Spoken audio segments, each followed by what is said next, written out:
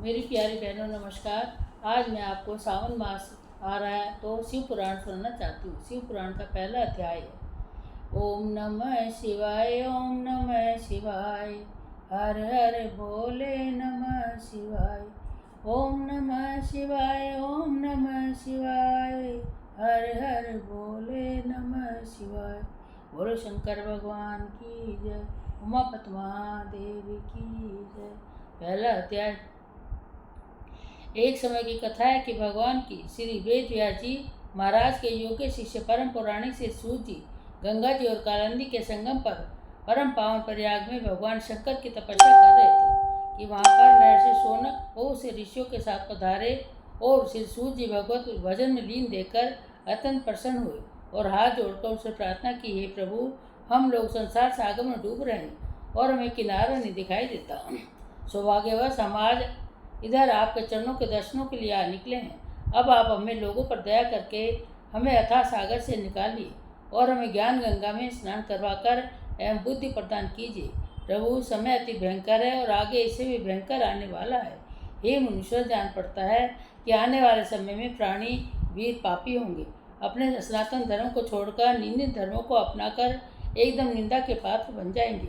अधिकतर मनुष्य असत्यवादी, धन पाप से धन आदि से धन इच्छुक, सत्य कर्म रहित पाप कर्मों में लगे रहेंगे और कलयुग के प्रभाव से अपनी जाति के कर्मों को छोड़कर जप, तीर्थ इत्यादि को भुलाकर पाखंड में पड़ जाएंगे। उनमें यम, नियम तथा संयम कुछ भी नहीं हो सकेगा। अज्ञानता में पढ़कर, इंद्रियों के दास बनकर, व्यभिचारी आदि कुकर्म में पढ़कर पाप नाम से पीड़ित हो जाएंगे। सत्य को त्याग कर और झूठ को अपनाकर, प्रेम और प्यार को त्याग कर शत्रुता को अपनाएंगे। वर्ण व्यवस्था नष्ट हो जाएगी। ब्राह्मण अपनी जाति के कर्मों को छोड़कर क्षत्रिय, वैश्य और शूद्रों के कर्मों को अपना लेंगे। इसी प्रकार क्षत्रिय भी अपने कर्मों से गिर जाएंगे। वैश्य वर्ण भी यही दशा होगी। शूद्र, ब्राह्मण, क्षत्रिय और वैश्य बनने का दावा करेंगे। कहने का तात्पर्य है कि सभी वर्ण अपने अपने धर्म कर्म को त्याग कर व्यभिचारी होकर पाप करने लगेंगे। देव, गुरु, मित्रों का अपमान होगा। ब्राह्मण, क्षत्रिय जातियों का धज्जियां उड़ाई जाएगी। क्रोध और अहंकार में फंसकर संसार के अथाह सागर में समा जाएंगे। शुद्ध योगोपयुक्त धारण करके अपने आप को ब्राह्मण तथा क्षत्रिय कहकर पुकारेंगे। इस प्रकार पाप ताप से पीड़ित हो अपनी आयु को भी कम कर लेंगे।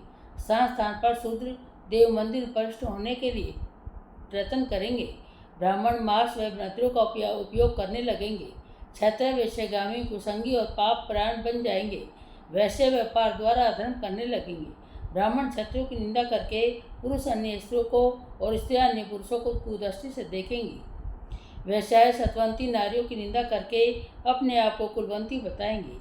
पिता पुत्र, माँ बेटी और बाप बेटी के रिश्तों में कई उलटफेर हो जाएगी। पिता पुत्री की और पिता पुत्र पिता को निंदा करेगा। स्थान स्थान पर माता पिता गुरुजनों की निंदा होगी। जब तप और शील एकदम नष्ट हो जाएंगे। पुरुष स्त्रियों को केवल भोग विलास की सामग्री समझने लगेंगे। ब्राह्मण केवल योगोपयुक्त से ब्राह्मण बनेंगे। चतुर व्यक्ति अपने दम पाखंड से पूजे जाने लगेंगे। कली पूजा 3 निशाचरी, गंगा, शीशा, सुरमेदानी, बालों को संवारना ही श्रृंगार होगा। पाप कर्म करके अपने परिवार का पालन करने वाला ही धनवान तथा बुद्धिमान समझा जाएगा। तीर्थ यात्रा करना पाप माना जाएगा और इस कलिकाल में सभी लोग धर्म विरुद्ध चलने लगेंगे। लोभ और मोह का राज्य होगा। सज्जन दुष्ट और दुष्ट सज्जन समझा जाएगा। प्रभु, कलयुग में जिस जीव किस प्रकार सदगति को प्राप्त होंगे। भगवान, अब आप इस पर प्रकाश डालिए और हमें वे मार्ग बताइए जिससे कि सब लोग का बेड़ा पार हो जाए। भगवान दयालु गुरु अपने शिष्यों से कोई गुप्त से गुप्त भेद को नहीं छिपाते। फिर आपके समान तो दूसरों का उपकार करने वाला कोई नहीं है। आप भगवान के वेद व्यास जी महाराज के प्रिय शिष्य हैं। आपने उनसे सभी पुराणों को ज्ञान प्राप्त किया है। अतएव आप हमारी प्रार्थना स्वीकार करके हमारे हृदय का मोह दूर कीजिए। बोलो शंकर भगवान की जय। ओम नमः शिवाय, ओम नमः शिवाय, हर हर भोले नमः शिवाय। ओम नमः शिवाय, ओम नमः शिवाय, हर हर भोले नमः शिवाय। बोले शंकर भगवान की जय। दूसरा अध्याय। ऋषिगणों की बात सुनकर परम पौराणिक अत्यंत प्रसन्न हुए और थोड़ी देर तक भगवान श्री शंकर जी का ध्यान करने के पश्चात बोले, वत्स, सोनक तथा अन्य ऋषिगण, आप लोग धन्य हैं जो कि आप लोगों ने ऐसा त्रिलोक हितकारी उत्तम प्रश्न किया है। सुनो, मैं आपके सम्मुख भगवान शंकर जी की कथा कहूँगा, जिसके सुनने से कली काल के समस्त पाप नष्ट हो जाएंगे। भगवान शंकर का ये चरित्र कली के पापों को नाश करने वाला, परमार्थदायक तथा वेदांत सार का भी सर्वस्व है। भगवान शंकर के चरणों में प्रेम करने वाला अनेक पापों को नष्ट करके परम पद को प्राप्त होता है। उनका यश गान करके लाखों मनुष्यों को मोक्ष की प्राप्ति हो चुकी है। मस्तक पर भस्म का लेप करके भगवान शंकर का आठों पैर ध्यान करने से अवश्य शिव लोक की प्राप्ति होती है। उनको नमस्कार करने वाले व्यक्ति पुत्र पौत्र इत्यादि को प्राप्त करते हैं। भगवान शंकर के भक्त ब्रह्मघात, हिंसा, मदिरापान और वर तोड़ने इत्यादि के पापों से अवश्य मुक्त हो जाते हैं। अतः प्रत्येक मनुष्य को चाहिए कि दुख रूप जानकर भगवान श्री शंकर का ध्यान करें। संसार का त्याग करने वाले, वेदों को पढ़ने वाले और माया से रहित मनुष्यों को भगवान शंकर का आठों पैर ध्यान करना चाहिए। संसार के दुखों को छुटकारा पाने इच्छुक मनुष्यों को त्रिशूलधारी भगवान की शंकर का आठों पैर ध्यान करना चाहिए। कमल के पत्ते पर जल के समान शंकर के पुजारियों के पास पाप भटकने तक नहीं जाते। सोनक इत्यादि ऋषिगण परम पौराणिक की श्री सूत जी के ऐसे वचन सुनकर हाथ जोड़कर बैठ गए और फिर ऋषि मंडल की ओर से महर्षि सोनक से प्रश्न किया, भगवान श्री शिव जी महाराज निर्गुण हैं तो सगुण रूप कैसे हुए, ये आप हमें बताइए। भगवान शंकर ने संसार को क्यों उत्पन्न किया और फिर वे स्वयं कैसे उत्पन्न हुए? क्या प्रलय के समय संहार करने के लिए भगवान किस प्रकार अवतार धारण करते हैं और क्या कार्य करते हैं और अपने भक्तों के वश होकर उनका किस तरह से कल्याण करते हैं? भगवान गुरु कृपा से आप भूत, वर्तमान और भविष्य के सभी संबंध में जानते हैं और माता पिता, गुरु तथा हितैषी आप ही है। संसार में आपके समान विद्वान और संयम आदि नियमों का पालन करने वाला दूसरा कोई नहीं है। आपने भगवान से सब कुछ श्रवण किया है और सौभाग्य से आप से भेंट हो गई है। बिना सौभाग्य के भला आपका दर्शन कहाँ प्राप्त होता है? हे प्रभु, आप कली के पापों को नाश करने वाली परमार्थदायक भगवान शंकर की परम पवित्र कथा हमें सुनाइए। ऋषिगणों के ऐसे वचन सुनकर श्री सूत जी अत्यंत प्रसन्न हुए और बोले, हे ऋषिगण, जो प्रश्न इस समय तुमने मुझसे किया है, यही प्रश्न देव आदि ऋषि नारद ने अपने पिता श्री ब्रह्मा जी से किया था। श्री ब्रह्मा जी ने देवादि ऋषि ने श्री नारद जी को जो कुछ बताया वह मैं तुम्हें सुनाता हूँ, ध्यान से सुनो। हे ब्राह्मण देवताओं, एक समय की बात है कि देव ऋषि नारद तप करने के लिए हिमालय पर्वत पर जा पहुँचे और पतित पावनी गंगा के तट पर एक सुंदर स्थान पर बैठकर मौन होकर बहुत दिनों में पूर्ण होने वाला तप करने लगे।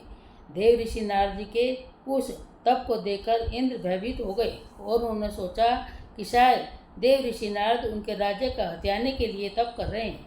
अतः उसने कामदेव को बुलाकर कहा, मित्रवर, मैं तुम्हारी सहायता से आज तक कईयों का अहंकार नष्ट कर चुका हूँ। इस समय में भी ऐसे कार्य के लिए तुम्हारी सहायता चाहता हूँ। देव ऋषि नारद की इस समय हिमाचल पर्वत पर श्री गंगा जी के तट पर उग्र तप कर रहे हैं। कहीं वे मेरे ही राज्य को न हत्या ले।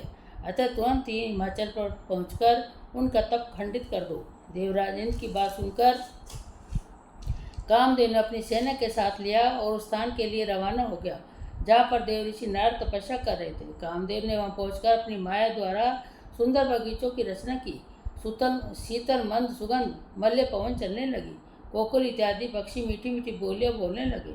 फिर काम कला में प्रवीण अप्सराएं काम वर्धक नृत्य हाव भाव निमित्त गीत सुचारू रूप से करने लगी। लेकिन देव ऋषि नारद की समाधि भंग नहीं हुई।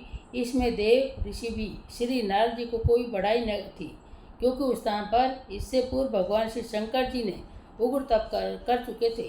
यहीं पर भगवान श्री शंकर पर कामदेव ने चढ़ाई की थी और उनके द्वारा भस्म हो गया था। तब दयालु कृपालु भगवान शंकर ने उसकी पत्नी रति का दुख सहन न कर सकने के कारण उनको पुनः जीवित कर दिया था। लेकिन जीवित करने के साथ ही उन्होंने रति से कहा दिया था कि मैं इस समय तुम्हारे पति को जीवित तो कर देता हूँ, किंतु इस स्थान पर कभी भी प्रभाव न पड़ सकेगा। अतः देव ऋषि नारद भगवान शंकर की कृपा से बच गए और कामदेव हर तरह से चेष्टा करने पर भी उसका तप खंडित नहीं कर सका। कामदेव असफल होकर इंद्र के दरबार में वापस पहुंचा और जो भी कुछ बीती उसे सुनाई। इंद्र भगवान शंकर को न समझ सका और उसने नारद की तपश्चर्या के लिए उनकी प्रशंसा की। तपस्या के समाप्त होने पर नारद जी को कामदेव पर विजय पाने के कारण अभिमान हो गया और वह भगवान शंकर की सेवा में उपस्थित होकर अपने तपश्चर्या की कथा को तथा कामदेव पर अपनी विजय पाने के समाचार को बड़े अभिमान के साथ भगवान शंकर को कह सुनाया। भगवान शंकर ने सारा समाचार सुनकर देवर्षि नारद से मुस्कुराते हुए कहा, ऋषिराज आप धन्य हैं, किंतु मेरी एक बात न भूलिए, कामदेव पर विजय पाने का यह समाचार तो आपने मुझे सुनाया है और किसी और देवता को न सुनाइए। विशेषकर ये बात भगवान विष्णु को पूछने पर भी उनसे नहीं कहना। सूत जी बोले, हे ब्राह्मण देवताओं, भगवान श्री शंकर ने नारद जी का सही तौर पर पथ प्रदर्शन किया था, परंतु शंकर की बात नारद जी ने को भली प्रतीत नहीं हुई। वहाँ से चलकर वे अपने पिता श्री ब्रह्मा जी के पास पहुँचे। उनको प्रणाम करके अपनी तपश्चर्या की सफलता का समाचार तथा अभिमान के साथ कामदेव पर विजय पाने का सब समाचार कह सुनाया।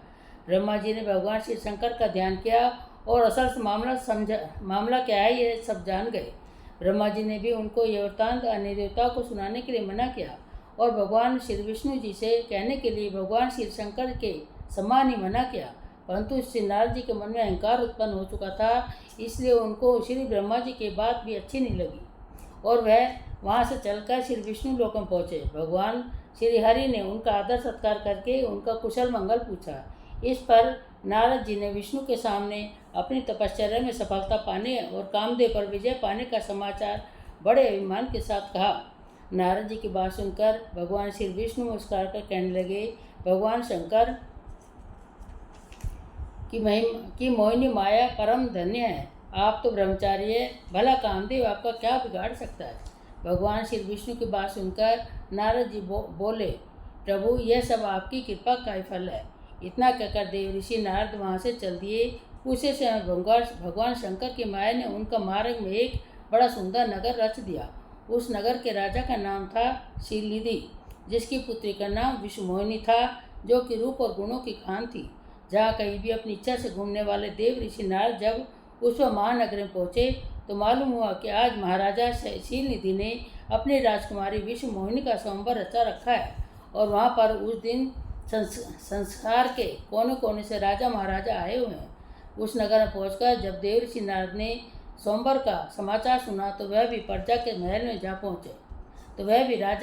जा पहुँचे। राजा जी ने श्री नारद जी का आदर सम्मान किया।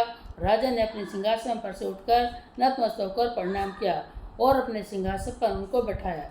राजकुमारी को बुलाकर उसे भी देव ऋषि के चरणों में प्रणाम करवाया। नारद जी राजकुमारी विश्वमोहिनी को देखते कि साथ ही उस पर मोहित हो गए और उन्होंने उनके शरीर के लक्षण देखकर जान लिया कि इस देवसुंदरी का वर अजर अमर और अविनाशी होगा। नारद जी उसकी कन्या को आशीर्वाद देकर वहाँ से चल पड़े और चलते चलते सोचने लगे कि यदि किसी प्रकार सुंदर तथा रूपवान होकर इस कन्या को वर लूँ तो कितना अच्छा होगा। ऐसा सोचकर उन्होंने तुरंत भगवान श्री विष्णु का ध्यान किया। ध्यान करने के साथ ही भगवान विष्णु प्रकट हो गए और देवर्षि नारद जी का मतलब समझकर बोले, ऋषिराज मैं आपके मन की बात भलीभांति जानता हूँ। आप किसी की बात की चिंता न करें। आप स्वयंवर पधारे। जिस तरह एक उत्तम वैद्य रोगी को रोग की इच्छा अनुसार उसकी औषधि नहीं देता बल्कि उसका हित सोचकर ही उसको औषधि देता है, उसी प्रकार मैं भी आपका हित करूँगा। इतना कहकर भगवान श्री विष्णु अंतर ध्यान हो गए। नारद जी भगवान की विष्णु को बात का मतलब न समझ सके। भगवत इच्छा से नारद जी का समस्त शरीर तो भगवान विष्णु जैसा बन गया, लेकिन चेहरा बंदर जैसा बन गया। लेकिन देवर्षि इस भेद को न जान सके और स्वयंवर में भूमि में आकर राजाओं तथा महाराजाओं के मध्य में आकर बैठ गए। उनको दृढ़ विश्वास था कि विश्वमोहिनी उनके गले में जयमाला डालेगी। अब भगवान में देखे, भगवान नारद जी की ओर की जो बानर का रूप प्रदान किया था वह केवल राजकुमारी को देख सकती थी, बाकी सब लोगों को उनका वास्तविक रूप में ही दिखाई देता था। जिस समय राजकुमारी ने पंडाल में प्रवेश किया तो नारद जी अपनी जगह से बार बार उठकर उसकी ओर देखने लगे। ब्राह्मण का वेश बनाए हुए दो देवदूत दो शिवदूत भी वहाँ पर विराजमान थे। वह जोर जोर से हंसकर उनका मजाक उड़ा रहे थे, मगर नारद जी तो उस समय कामांध हो रहे थे, इसलिए वे उनकी हंसी न समझ सके। वह कहने लगे, वाह वाह, क्या कहना है, भगवान ने आपको कितना अच्छा स्वरूप प्रदान किया है। आपके अतिरिक्त यह कन्या किसी अन्य को पसंद नहीं करेगी। उसी समय राजकुमारी विश्वकन्या भी वहाँ पहुँची और नारद जी का रूप देखकर घृणा से दृष्टि फेरकर किसी अन्य वर को ढूंढने लगी। नारद जी अत्यंत व्याकुल हुए और उचक उचक कर उसी की ओर देखने लगे। उसी क्षण भगवान विष्णु आ गए और राजकन्या ने आगे बढ़कर उनके गले में जयमाला डाल दी। यह देखकर श्री नारद जी को बहुत दुख हुआ। तब श्री भगवान शंकर के दूत हंसते हुए बोले, जरा दर्पण में अपना मुंह तो देखो। बोले शंकर भगवान की जय। ओम नमः शिवाय, ओम नमः शिवाय, हरे हरे बोले नमः शिवाय। दूसरा अध्याय समाप्त। बोले शंकर भगवान की जय।